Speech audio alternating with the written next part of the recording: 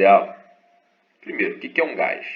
Um gás é um fluido que não tem e o fluido é algo que não tem uma forma definida, não esquece disso. O que é um gás? Gás é um fluido, ou seja, se é um fluido ele não tem uma forma definida. Ele depende da forma de terceiros, de recipientes, para poder manter a forma dele. Num gás você vai ter algumas informações que são importantes, como por exemplo o próprio volume que eu falei, que vai ser um volume do recipiente,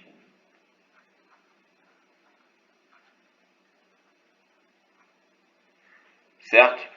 Você vai ter a pressão.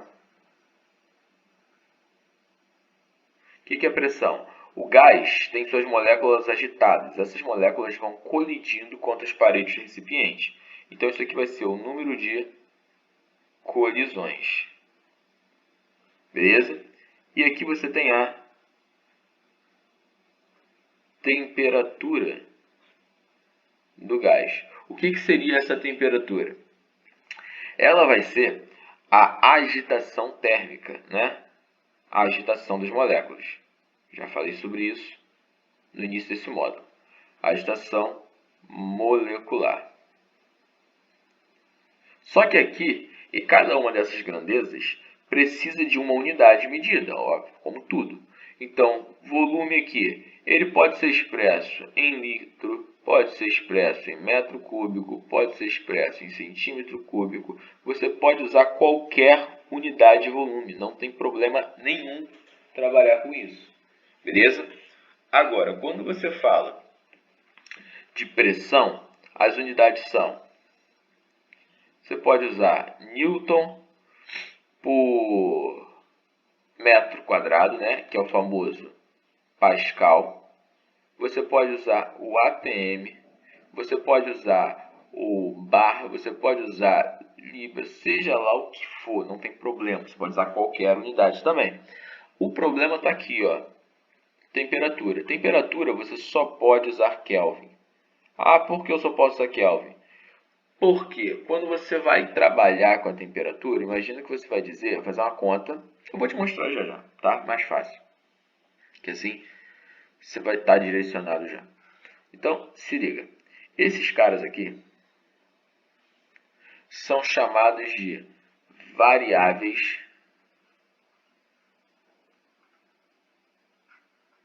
de estado. Beleza? Por que esse nome? Porque eles definem o estado em que o gás se encontra.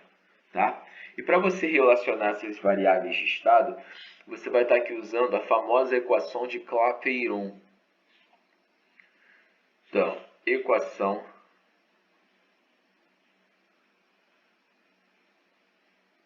de Clapeyron. Ela diz o seguinte: PV NRT. PV igual a NRT. Eu quero que você sempre se lembre dessa relação. Ela é uma das mais importantes quando a gente fala sobre gases. Ok? Por que ela é tão importante assim? Primeiro, porque, como eu já falei, ela relaciona todas as variáveis.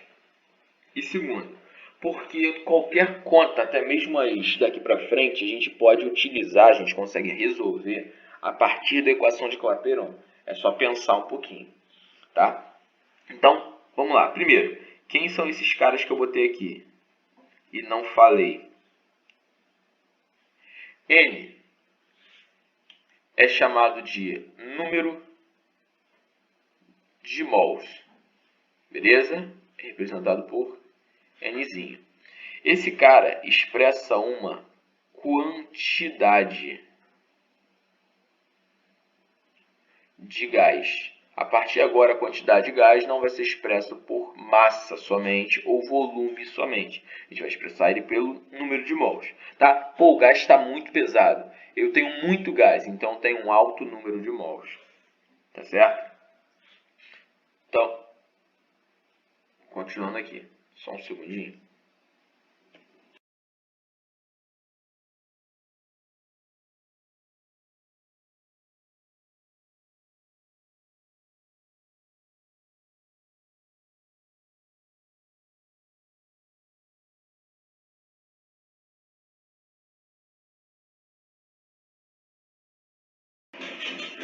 Voltando. Foi mal, gente. Deixa eu tirar meu cachorro daqui que ele tava se coçando, tá deixando agoniado.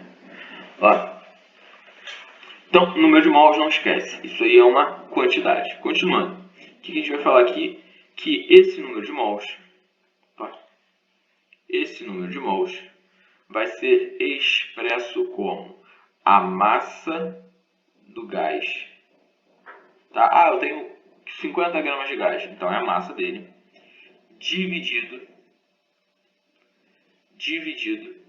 por sua massa molar, né? Ou, se você preferir chamar, massa molecular. Massa molar. Exemplo. Imagina que você tem aqui 64 gramas de oxigênio, O2. Quantos mols você tem nessa quantidade? Ó, você pode dizer que você tem N é igual, qual é a massa do oxigênio? 64. Mas qual é a massa molar do oxigênio? Pô, massa do oxigênio na tabela periódica, de cada mol de átomo, é de 16, certo? Então, o gás oxigênio possui uma massa molar de 32, certo? 32 gramas. Então, você vai dividir essas duas coisas. 64 por 32. Então, você pode dizer que você tem aqui 2 mols. Beleza? É assim que vai aparecer para você, tá? Geralmente é simples. Não precisa ficar se preocupando muito com essa relação, não. Deixa eu botar aqui certo. E o tal R que eu coloquei ali,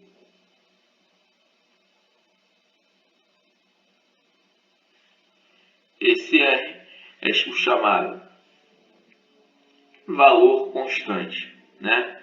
Então, constante universal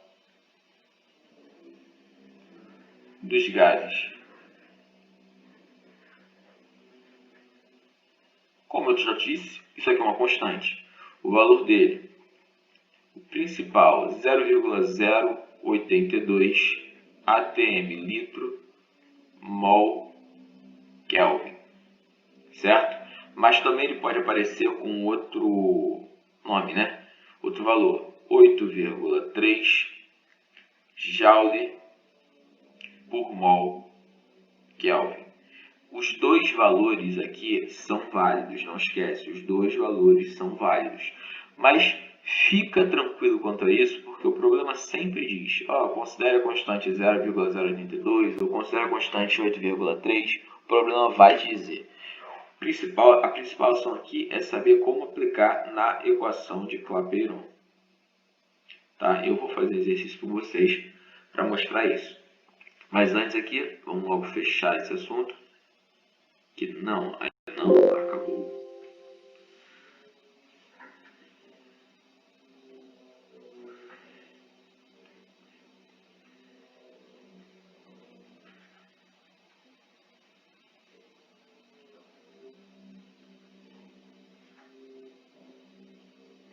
Transformações gasosas. Assunto importante demais. O que acontece? Vou pegar logo aqui e desenhar 3 gráficos.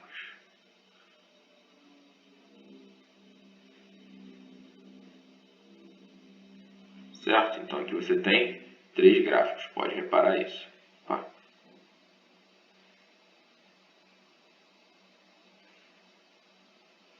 Tirar esse troço. Vou perder tempo. Esses gráficos vão ser os diagramas, os principais diagramas das transformações gasosas. O diagrama de pressão e volume. Sempre esses são os principais, não esquece. Qual é o principal diagrama? O diagrama PV. Tá? Pressão e volume. E nesse diagrama a gente vai falar sobre essas transformações. Como é que o gás vai se comportar. Como é que ele vai de um estado A para o estado B e assim por diante. Certo? Então a ideia é o seguinte. Eu tenho aqui no diagrama PV pressão, volume, pressão, volume e pressão, e volume. Nesse diagrama, eu vou representar o gás, por exemplo, nesse primeiro estado. Ok? Ele vai sofrer uma transformação. Vamos dizer que ele vai para esse outro estado aqui. Ele está no estado A e ele vai para o estado B. Então, ele vai passar por esse processo. Ao passar por esse processo, nós podemos dizer que esse gás sofreu uma transformação que não deixou a pressão dele mudar. Você já viu isso na química, tá? Uma transformação isobárica. O que é a transformação isobárica? Que não muda a pressão. Então, primeira transformação, isobárica. Então, pressão constante. Aqui o gás vai de um estado C para o estado D.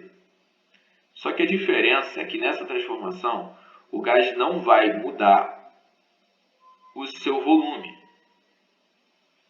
Certo? Então ele fez uma transformação que não mudou o volume. Nome da transformação: isocórica. Também pode ser chamada de isovolumétrica, mas se aparecer isovolumétrica, você vai saber que ele está falando de volume, né? Minha preocupação é se aparecer como isocórica ou isométrica, que são os mais preocupantes. E por último, o gás vai sofrer uma transformação, e nessa transformação ele vai de um ponto E para o ponto F.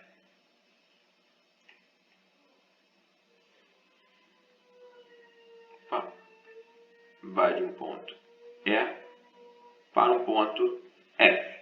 Então aqui nós falamos que ele sofreu uma transformação isotérmica. Sempre que aparecer essa curva, que é no caso uma parábola, né? Sempre que aparecer essa parábola, você vai dizer que o seu gás teve uma transformação isotérmica. Certo? Transformação de temperatura constante. Nas transformações gasosas, nós usamos essa relação PVT, PVT, onde o primeiro é o valor inicial e o segundo é o valor final, o famoso PVT por Votor. Então, não esquece, para as transformações gasosas, qual é a relação que nós vamos usar para a resolução? PVT por Votor. Beleza? PVT por Votor, não esquece. Então, se eu digo aqui que no primeiro caso, a pressão, desculpa, é constante, a pressão aqui é igual aqui, ou seja, elas vão ser cortadas. Então, você vai ter V0 sobre T0 é igual a V sobre T. Aqui, como é que vai ficar? Isovolumétrica. Volume cortou dos dois lados. Então, você vai ter P0 sobre T0 é igual a P sobre T. Aqui, isotérmica, o T cortou dos dois lados.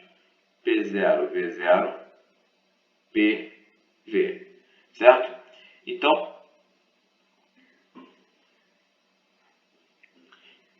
essas serão as nossas novas relações para quando eu tiver esses tipos de transformações. Não preciso decorar isso. Eu preciso somente decorar essa aqui de cima, porque a partir de cima eu cheguei em todas elas.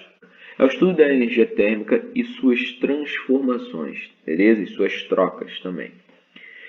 Para falar sobre esse tipo de assunto, a gente tem que entender três caras importantes, que são a variação da energia interna, o trabalho e o calor trocado. A variação da energia interna, que porcaria é essa? Isso aqui vai ser uma quantidade de energia associada à variação da temperatura.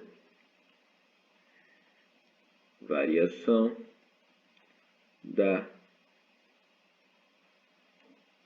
temperatura do corpo. Beleza? Aqui não esquece, essa variação de temperatura precisa estar em Kelvin. Ok? Unidade representada pela letra K. E como isso aqui é energia, ele precisa estar em Joule, Sistema Internacional. Beleza? Então não esquece, o que é a variação da energia interna? É uma energia associada à variação da temperatura. Também existe a energia interna. O que seria essa energia interna? U somente, que é 3 meios de nRT. Repara que é a mesma porcaria. Como aqui ficou um ΔU, aqui ficou um ΔT. Certo? Porque os dois são variação. Se eu quisesse calcular exclusivamente a energia interna, eu usaria isso aqui. Mas pode ser que apareça algum problema, mas é bem difícil. É mais comum, a gente está sempre trabalhando com esse cara. Então quer dizer que se o gás aumentou a temperatura, ele aumentou a energia interna. Se o gás diminuiu a temperatura, ele diminuiu a energia interna. Guarda essa relação. Beleza? Segunda energia que você tem que saber é o trabalho de um gás. O trabalho que nós já vimos anteriormente, sendo representado por F vezes D. Aqui para gases, ele vai ser representado por pressão vezes variação do volume, ΔV. Ok? Onde a pressão vai estar em Newton por metro quadrado, né? O famoso Pascal. E o volume vai ter que estar em metros cúbicos para a gente fazer as contas. Consequentemente, esse trabalho também vai estar em Joule, certo? Assim como a energia interna aqui embaixo. O que acontece? Quando é que eu vou saber o que é para usar? Quando é que eu vou ter trabalho? Olha, o trabalho vai ser uma quantidade de energia associada à forma do gás. Beleza? O trabalho é a energia associada à forma do gás. E você vai sempre utilizar essa expressão quando ele falar sobre uma variação de volume. É só você pensar. Olha só como é que é a fórmula. P vezes ΔV. Se o volume variou, significa que eu tenho trabalho. Se o volume não varia, significa que eu não tenho trabalho consequentemente. Então, ó, falei de variação da energia interna, é a mesma coisa que falar de variação da temperatura. Falei sobre trabalho, é a mesma coisa que falar sobre variação do volume. Então, só para melhorar um pouco a visualização, pensa que aqui você tem um gás, o gás está no meio, beleza? Esse cara aqui, que eu estou analisando. Esse gás tem duas possibilidades. Ele pode sofrer uma expansão, aumentando seu volume, ou ele pode sofrer uma compressão, diminuindo seu volume consequentemente. Se ele sofrer uma expansão, eu vou falar aqui, só um segundo.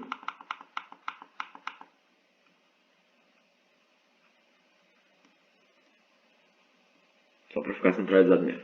Se eu falar que esse gás sofreu uma expansão, eu sei que o volume dele aumenta. Então, ó, variação do volume é positivo. E a variação do volume não está relacionada com o trabalho? Significa que se o volume é positivo, automaticamente o trabalho é positivo. Beleza? Então, nesse caso, nós falamos o seguinte. O gás tinha muita energia. Tá? Esse gás que estava cheio de energia não conseguia ser confinado nesse recipiente tão pequeno. Então, o que ele fez? Ele fez o êmbolo subir. Ele fez o recipiente aumentar. Então, nós falamos que o gás realiza trabalho.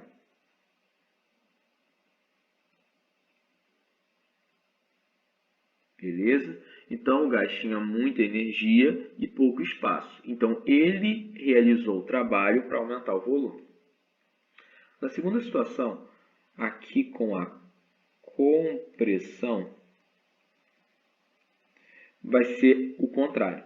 O gás não tem energia, ele está nesse estado, mas ele não tem energia para se manter nesse estado. Beleza? Ele foi posto ali, só que ele não consegue manter aquela estrutura. Aqui o que acontece? É como se a pressão do lado de fora fosse maior do que a pressão do lado de dentro. Se a pressão externa é maior, esse gás vai ser comprimido. Beleza? Então, a variação do volume aqui é negativa, ele encolheu. Se a variação do volume é negativa, o trabalho é negativo. E o que significa isso? Nós vamos falar que quando o trabalho é negativo, então, o trabalho foi realizado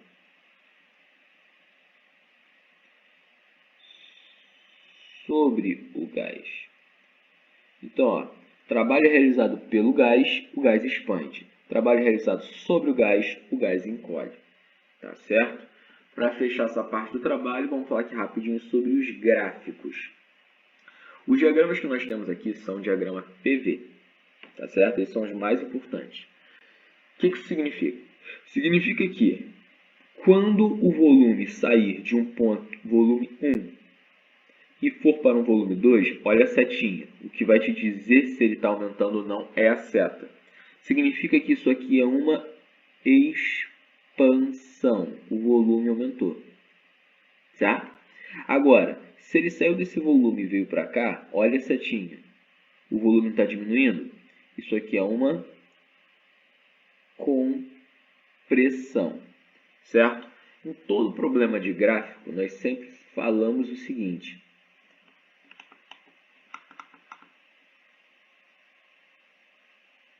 Eita, caramba.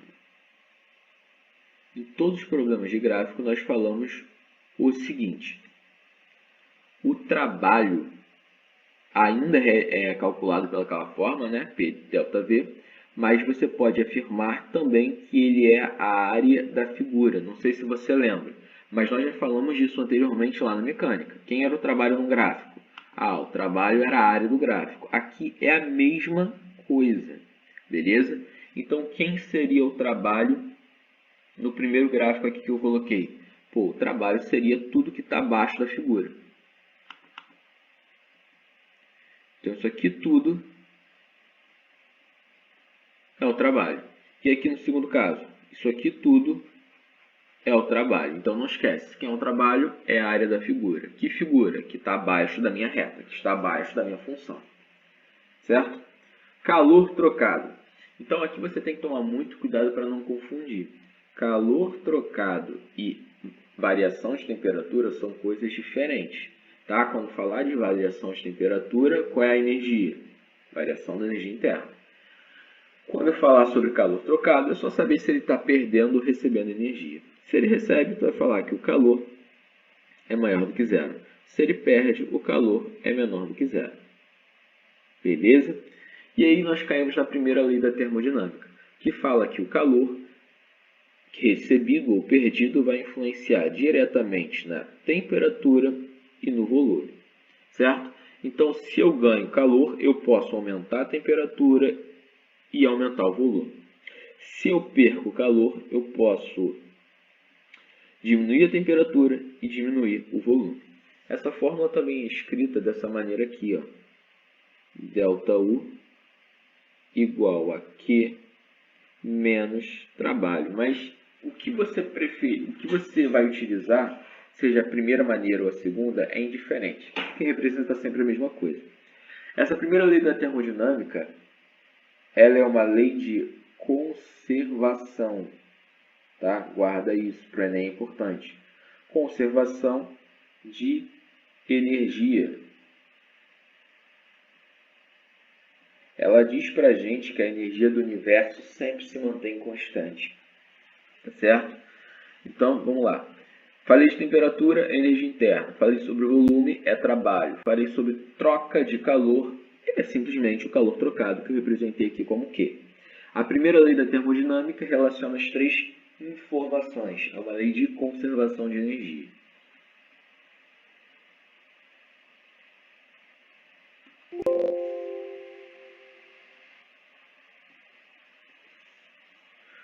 Vamos lá, deixa eu só achar aqui a outra página. Escrevi um monte de coisa, termodinâmica 2. Então, aqui a gente vai falar sobre máquinas térmicas. Beleza? O que seria isso?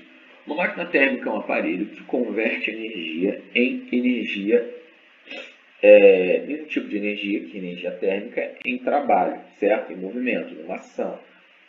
Aqui, deixa eu só corrigir, frio. Então, o que você tem que pensar? Pensa que aqui você tem uma certa quantidade de energia contida em um reservatório. Esse reservatório é chamado de reservatório quente. Exemplo disso, uma fornalha, né? Pensa lá na Revolução Industrial. Eles utilizaram o calor vindo da queima do carvão, queima do combustível, né? Para poder fazer um trem se mover, para movimentar as rodas de um trem. Então, significa que eles utilizaram calor para poder gerar movimento. Então, naturalmente, o calor vai do reservatório quente para o reservatório frio. tá? Isso é uma regra. O calor sempre vai do ambiente de maior temperatura para o ambiente de menor temperatura. Guarda isso. Então, no processo natural de transição de energia, você teria isso aqui, quente para o frio, certo? É como se você estivesse queimando um combustível e a fumaça estivesse querendo sair. Essa fumaça está indo para onde? Ela está querendo ir para o ambiente mais frio, beleza? Mas se no meio do caminho você coloca uma turbina, você vai ver que a fumaça, para poder passar, vai ter que girar aquela turbina. Então, do movimento da fumaça, você está aproveitando parte dessa energia, ok? Então, o que você faz? Você tira proveito disso, gerando o famoso movimento, gerando o trabalho. Certo? Então não esquece, a energia térmica sempre vai do ambiente mais quente para o ambiente mais frio. O que a gente faz? A gente coloca um motor no meio do caminho e para tirar proveito dessa transição natural de energia. Tudo que sai do reservatório quente ou vai para o reservatório quente, nós chamamos de calor quente. Tá? Calor vou representar por Q. Então você tem aqui calor quente. Tudo que sai ou vai para o reservatório frio, eu vou chamar de calor frio. O nome é horrível, mas é isso mesmo. E tudo que sai do motor, que é aproveitado, nós vamos chamar de trabalho. Eu vou falar dos gráficos no final, tá certo? Então aqui a gente tem o famoso rendimento. Mas como é que funciona o rendimento? O rendimento faz análise do que é útil. O que é útil? O trabalho, né? Se eu estou tentando tirar movimento, tirar proveito de alguma coisa, o proveito é esse trabalho, certo? E quem é o total? O total é o calor quente, que é o que gerou o movimento inicial. Quem é o calor frio? O calor frio é o famoso dissipado. É aquele cara que não serve para nada, beleza? Aquela energia que não está servindo, não está sendo útil. Então, para calcular o rendimento, nós vamos falar que rendimento é igual a útil sobre total, beleza? Logo, esse rendimento é igual ao trabalho sobre o calor quente. Só vou organizar isso aqui. Rendimento é igual ao trabalho sobre o calor quente. Mais rapidamente, o que nós podemos dizer é o seguinte. Se o calor quente é o total, o calor quente é igual ao trabalho mais o calor frio, né? Pensando na conservação de energia. Seria o total, ele é igual à soma das duas quantidades, tá? Então, eu vou substituir aqui embaixo. Quando eu fizer essa substituição, eu vou ter o seguinte. Eu vou poder afirmar para você que... Só um segundo, deixa eu colocar isso aqui, ó. Ficaria como calor quente menos calor frio, que é o dissipado. Certo? Agora sim eu vou substituir. Vou substituir esse trabalho aqui em cima.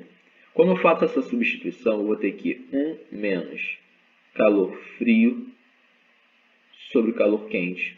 É o nosso rendimento. Esse rendimento, ele não pode, tá? Presta muita atenção. Se você achar algo superior a esse número, está errado. Esse rendimento, ele não pode ser maior do que 1. O rendimento precisa ser entre 0 e 1. Beleza? Ele pode ser igual a 0, mas nunca vai ser igual a 1. Porque ser igual a 1 significa que você tem 100% de aproveitamento. E nós já sabemos que ter 100% de aproveitamento é impossível. Tá certo? Você viola as leis da natureza. Então, vamos lá. O que é uma máquina térmica? Ela gera energia útil, ela gera movimento, ela gera uma ação a partir da transição da energia térmica. Beleza? Máquina térmica, vou botar aqui, ó. Calor gera trabalho.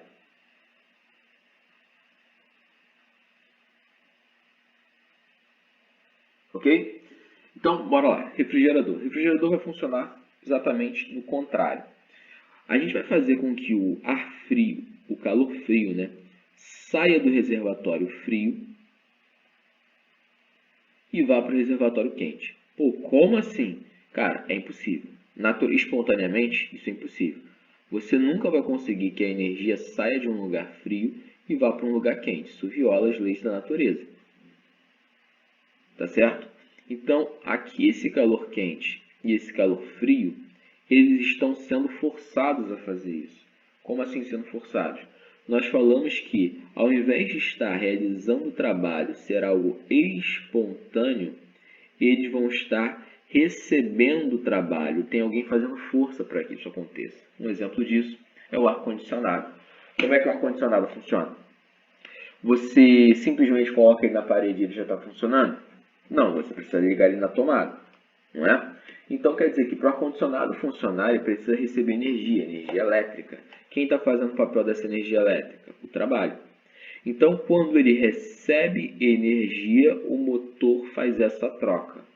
Tá legal? Não é algo natural, não é algo espontâneo. É um processo forçado. Tanto é que o nome desse cara não é nem rendimento, é eficiência. Como é que ficaria esse troço? A eficiência é o útil sobre o total. Ah, mas é a mesma coisa. Entende a diferença? O que é o rendimento? O rendimento é o quanto eu aproveito de algo que eu tenho. A energia térmica é minha, certo? Eu vou fazer essa energia térmica virar trabalho. Quanto eu aproveito de algo que é meu. A eficiência é o quanto você está aproveitando de algo que lhe é fornecido. O trabalho não é do sistema, o trabalho é externo. Tá legal? Então, essa eficiência vai ser dada por quem é o útil? Pô, se eu estou no ar-condicionado, o útil para mim é deixar o ambiente mais frio. Então, o útil é o calor frio. Beleza? Quem é o total? Deixa eu só escrever aqui, ó. O total é o trabalho, porque é o trabalho que está gerando esse movimento. E o dissipado seria o calor quente. Eu não vou colocar esse nome porque, na verdade, esse calor quente seria a soma de todos eles, tá? Mas, como eles não são um único processo, ele não vai ganhar o nome de dissipado. Então, quero que você guarde o frio como útil e o trabalho como total. Então, essa é a relação que você tem. Beleza? Para uma máquina refrigeradora. A geladeira funciona assim, o ar-condicionado funciona assim. Certo? Então, ó, aqui você vai colocar o trabalho é realizado sobre o sistema. Na máquina térmica era realizado pelo sistema, agora é sobre o sistema. E como eu falei, aqui a gente vai falar sobre os diagramas que eu coloquei, os diagramas PV. Para que serve, como é que funciona esse troço. Seguinte, o diagrama PV ele vai estar relacionando pressão e volume, certo? Você pode ver aqui nos dois gráficos que são coisas diferentes. Quando você tiver uma máquina térmica e o problema de pedir o trabalho dessa máquina térmica, você vai calcular a área da figura. Se for uma bola, a área da bola. Se for um retângulo, a área do retângulo. Se for um trapézio, a área do trapézio. Beleza? É a área da figura dentro dessa região. Toda máquina térmica é representada por um ciclo termodinâmico. É esse o nome que isso aqui recebe. O outro também, tá? Ciclo termodinâmico. O que seria esse ciclo termodinâmico? É um caminho fechado.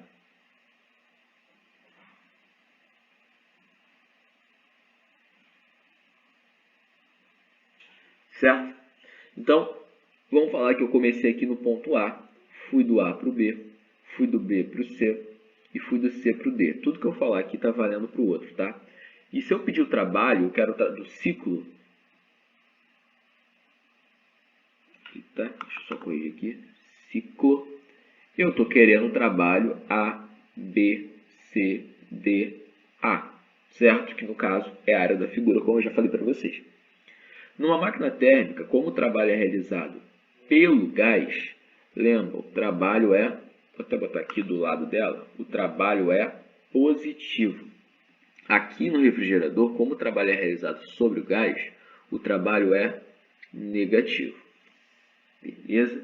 Cara, eu sei, é muita informação, mas vamos lá. Máquinas térmicas utilizam a energia térmica para gerar algo útil, para gerar movimento. Rendimento delas, 1 menos calor frio sobre calor quente. No ciclo termodinâmico, nós falamos que a área é positiva. Por quê? Porque gira no sentido horário, certo? Máquina térmica, sentido horário. Botei isso aqui.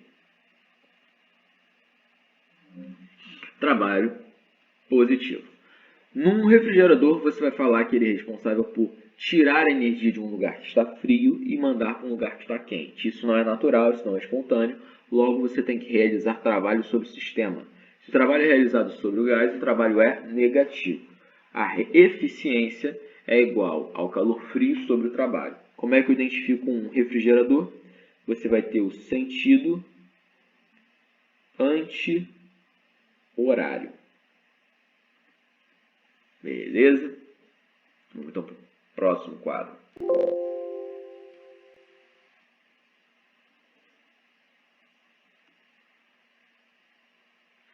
Transformações. Isobárica, isocórica, isotérmica e adiabática. Nós já até falamos sobre isso. Mas, vamos lá. O que é uma transformação isobárica? É aquela transformação onde a pressão é constante. Isocórica é a transformação onde o volume é constante. É também chamada de isovolumétrica ou isométrica.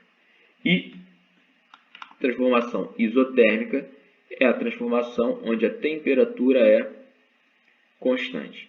Beleza? Se a pressão é constante, a minha primeira lei da termodinâmica, a história do ΔU igual a Q menos trabalho, ela não é alterada. Certo? Porque ninguém depende aqui de uma variação da pressão.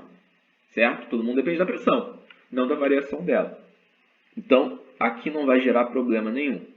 Vamos continuar. ΔU é igual a Q menos o trabalho. Quando você fala de uma transformação isocórica, a isocórica depende da variação do volume, certo? A isocórica fala que o volume é constante, mas o trabalho depende da variação do volume. Então, nesse caso, se não tem variação do volume, não tem trabalho. Logo, a sua relação fica ΔU é igual ao calor. O que acontece? Toda energia recebida pelo gás aumenta a temperatura dele. O volume não se altera mais. Então, ganhei energia, ganhei temperatura. Se eu perco energia, eu perco temperatura. Certo? O que importa mais aqui é a interpretação. Então, presta muita atenção na interpretação. Isotérmica. A isotérmica fala que a temperatura é constante. Ou seja, quem depende da variação da temperatura? O ΔU. ΔU não é a variação da temperatura? Ele vai ser zero. Ou seja, nós teremos que o calor, naquela expressão lá de cima, é igual ao trabalho. O que significa este troço? Significa dizer para você que se eu recebo calor, eu aumento o volume. Por quê? Porque o trabalho é positivo. Se eu perco calor, eu diminuo o trabalho, diminuo o volume. Certo? A interpretação é o mais importante, não esquece. E por último, você tem aqui a transformação adiabática. Na transformação adiabática, nós falamos que não há trocas de calor. Beleza? Não há trocas de calor, ou seja, o calor é igual a zero. Então, o que acaba acontecendo com a sua expressão lá de cima? Você vai falar que ΔU é igual a menos o trabalho. Isso aqui é a transformação conceitual mais importante. O Enem gosta de falar disso. Beleza? O que você vai ter que tomar muito cuidado? Não está mais havendo troca de calor, então o gás está isolado. Beleza? Então, se eu aumento a temperatura do gás, olha esse sinal de menos. Significa oposição. Eu estou diminuindo o volume. Se eu diminuo a temperatura do gás, eu estou aumentando o volume. Que porcaria é essa? Pensa no desodorante aerosol. Quando você vai usar o desodorante, você começa a pressionar aquela válvula. O que acontece com a latinha? Ela fica fria. Por quê? Porque ela é uma transformação adiabática, ela é muito rápida. A transformação adiabática é caracterizada também por ser algo muito rápido. Então, o desodorante é a transformação adiabática. Quando você aciona a válvula, você está aumentando o volume do gás. O gás está se espalhando, o volume dele cresce. Se o volume dele cresce, a temperatura decresce, certo? Então quer dizer que eles são opostos. Quando você aciona a válvula, você aumentou o volume do gás e logo diminui a temperatura dele e a latinha fica fria. Um outro exemplo disso é você assoprar a sua mão. Faz o teste. Assopra a sua mão de boca aberta, sai quente, certo? Agora assopra a sua mão de boca fechada, fazendo biquinho. O ar sai frio. Isso é uma transformação adiabática. Por quê? Porque o ar está no seu pulmão a mais ou menos 37 graus Celsius. Quando você assopra fazendo biquinho, o ar sai muito rápido do seu pulmão. Quando ele sai rápido, ele obedece à relação da transformação adiabática. Um outro exemplo, pega uma bomba de bicicleta e começa a bombear, tampa a extremidade com o dedo, certo? E começa a bombear com a maior velocidade possível. Você vai ver que o cilindro da bomba começa a aquecer. Porque aí, o que você está dizendo?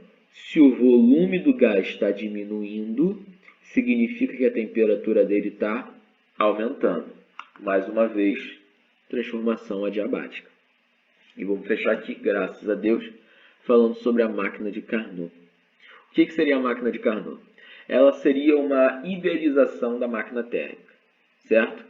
Seria uma máquina térmica